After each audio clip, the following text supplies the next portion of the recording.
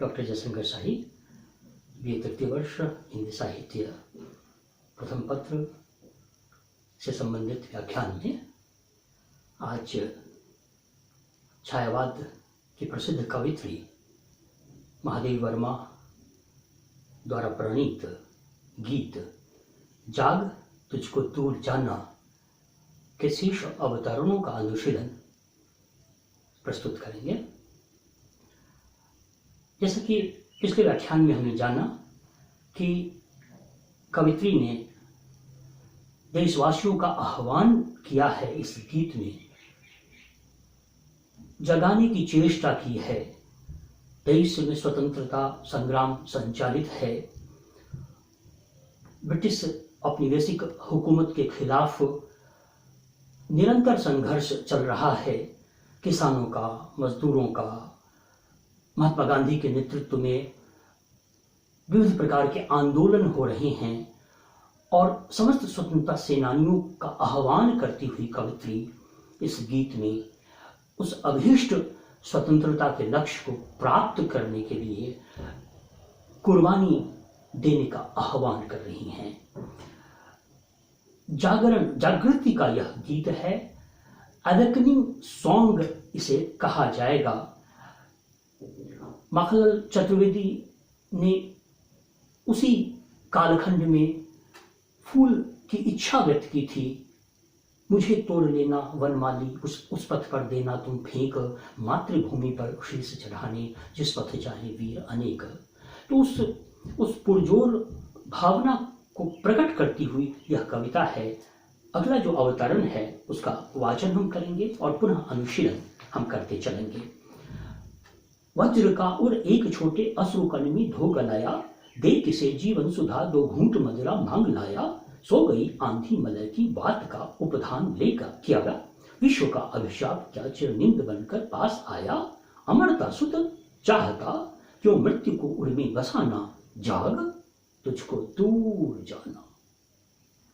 महादेवी कहती हैं कि देशवासियों का जो उर है वो वज्र का है, कठोर है, दृढ़ संकल्पित हैं देशवासी।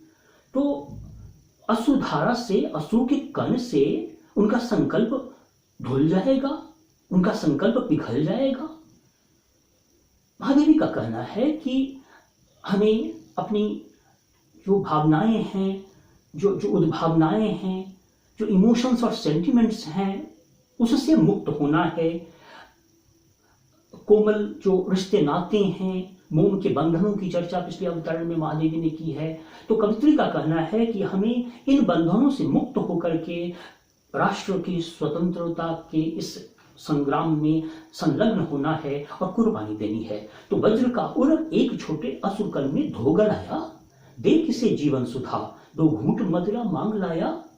जैसे कोई मदिरा पीकर मदमस्त हो जाता है और अपने कर्तव्य को भूल जाता है, तो महादेवी कहती हैं कि भारतवासियों का जो जीवन है वो सुधा के समान है, अमृत के समान है और मदिरा में मस्त होने का यह समय नहीं है। और आगे की पंक्ति, सो गई आंधी मलय की बात का उपधान ले क्या जो भारतीयों का व्यक्तित्व है वो आंधी के समान है, उनमें ऊर्जा है, उनमें ओज है, उनमें प्रवंचन की सी शक्ति है और वह मलय वायु का सहारा लेगी और अपने कर्तव्य को भूल जाएगी, अपने दायित्व का निर्वहन भूल जाएगी। तो सो गई आंधी मलय की बात का उपधान ले विश्व का अभिशाप क्या चिरनिंद बनकर पास आया। भारतवासियों को जगाती हुई कवित्री महादेवी कहती हैं कि विश्व का अभिशाप क्या चिरनिंद बनकर पास आया। जो आंखें उनिंदी हैं उनको जगाती हुई महादेवी कहती हैं कि हमें नींद में सोना नहीं है, बल्कि कर्तव्य पथ पर आगे आगे बढ़ना है। अंग्रेजी के किसी कवि ने जब लिखा, We slept and dreamed that life was beauty. We slept and dreamed that life was beauty. We woke and knew that life is duty. हम सोए थे और हमने स्वप्न देखा कि जीवन सुंदरता का नाम है और जब हम जगे तो हमने पाया कि जीवन सुंदरता नहीं बल्कि कर्तव्य का नाम है, ड्यूटी के निर्वहन का नाम है। महादेवी उसी ड्यूटी, उसी कर्तव्य, उसी दायित्व को याद दिला रही हैं देशवासियों को। तो विश्व का अभिशाप क्या चिर नींद बनकर पास आया, अमरता सुत। देशवासियों को अमरता के सुत कहती हैं कवित्री। अमरत्व है भारतवासियों में, देशवासियों में। अमर पुत्र हैं देशवासी, तो अमरता सुत चाहता क्यों मृत्यु को उर में बसाना। वह मृत्यु को अपने हृदय में क्यों बसाना चाहता है जो अमरत्व का पुत्र है, अमरता का सुत है। देशवासियों को महान मानती हैं कवित्री। देश की जो स्वर्णिम अतीत है उसका स्मरण कराती हैं कवित्री और कहती हैं कि हम सब अब अमरता के सुत हैं। अमरता तो कवित्री कह रही हैं, पूछ रही हैं, अमरता सुत चाहता क्यों मृत्यु को उर में बसाना, जाग तुझको दूर जाना। और अंतिम जो अवतरण है, कह न ठंडी सांस में अब भूल वह चलती कहानी, आग हो उड़ने तभी त्री में सजेगा आज पानी, हार भी तेरी बनेगी माननी जय की पताका, राख क्षणिक पतंग की है अमर दीपक की निशानी, है तुझे अंगार शैया पर मृदुल कलियां बिछाना, जाग तुझको दूर जाना। महादेवी कहती हैं कि ठंडी सांस में पुरानी कहानी सुनाने का समय नहीं है, आग हो उड़ने तभी दृढ़ में सजेगा आज पानी, और हृदय में ओजस्विता हो, आग हो तभी आंख के अश्रु का महत्व है। फिर आगे की पंक्ति, हार भी तेरी बनेगी माननी जय की पताका, और ऐ देशवासी अगर तुम पराजित भी होते हो फिर भी यह जय की पताका बनेगी, विजय वैजयंती बनेगी, हार भी तेरी बनेगी माननी जय की पताका। चित्रात्मकता है, राख क्षणिक पतंग की है अमर दीपक की निशानी। और जिस प्रकार से पतंग दीपक की लौ पर जलता है, अपने को न्योछावर कर देता है और उसकी राख दीपक की अमर निशानी बन जाती है, उस प्रकार से महादेवी आह्वान कर रही है देशवासियों से, स्वतंत्रता सेनानियों से कि देश की बलिवेदी पर कुर्बानी का समय है। जब किसी कवि ने लिखा, आज चुनौती एक एक को, भारत की संतान जन्मभूमि के लिए चाहिए खून पसीना दान, ठीक उस प्रकार का हुंकार यहाँ महादेवी भर रही हैं। राष्ट्रकवि रामधारी सिंह दिनकर ने भी लिखा था, लेना अनल किरीट भाल पर वो आशिक होने वाले, कालकूट पहले पी लेना सुधा बीज बोने वाले। उस स्वर में स्वर मिलाती हुई यहाँ महादेवी की रचना।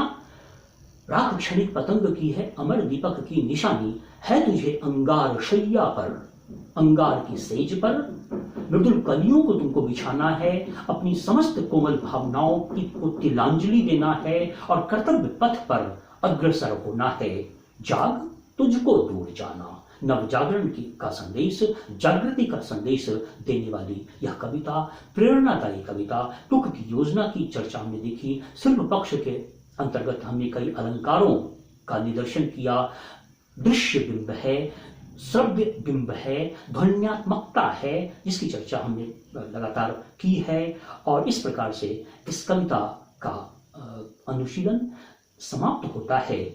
और दिनकर की पंक्ति के साथ ही कि सेनानी करो प्रयाण अभय, भावी इतिहास तुम्हारा है, ये नखत अमा के बुझते हैं, सारा आकाश तुम्हारा है। यह कविता आह्वान करती है देशवासियों को भारत की स्वतंत्रता की बलिवेदी पर सर्वस्व अर्पण करने के लिए। इस कविता के अर्थ का एक धरातल तो यह है, दूसरा धरातल है जिसमें कि कुछ समीक्षक मानते हैं कि यह दार्शनिक कविता है और साधना पथ के जो पथिक हैं उनके जीवन में अनेक प्रकार की साधना से संबंधित बाधाएं आती हैं, उसको पार करके उन्हें आगे बढ़ते चले जाना है। तो यह इस कविता का वह दार्शनिक अर्थ भी निकाला जा सकता है। इस कविता का एक मनोवैज्ञानिक या साइकोलॉजिकल मीनिंग यह निकाला जा सकता है कि हताश निराश मनुष्यता को आस्था का, विश्वास का, जिजीविषा का संदेश यह कविता देती है। चाहे कितनी भी विपत्ति आ जाए, बाधा आ जाए, हमें डिगना नहीं है, हमें विचलित नहीं होना है, बल्कि एकाग्र होकर के अपने कर्तव्य पथ पर, अपने प्रगति पथ पर निरंतर आगे बढ़ते जाना है। जब राष्ट्रकवि दिनकर ने लिखा, मानव जब जोर लगाता है पत्थर पानी बन जाता है। तो इस प्रकार की प्रेरणा देने वाली यह कविता और इस वाचन के साथ ही मैं अपने वक्तव्य को समाप्त करता हूँ।